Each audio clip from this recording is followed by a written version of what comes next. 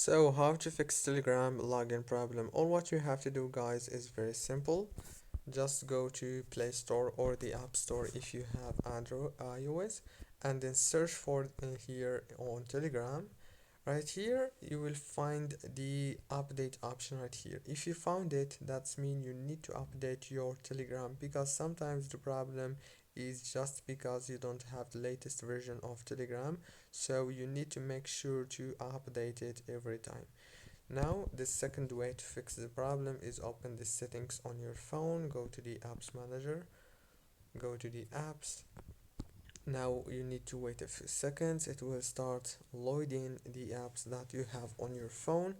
After that, scroll until you find Telegram app and then click on it. When you click on it, here you will find the app informations page.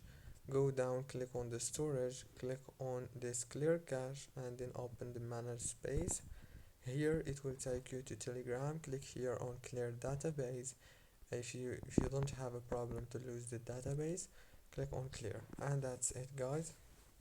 Don't forget to like and subscribe, and thank you for watching.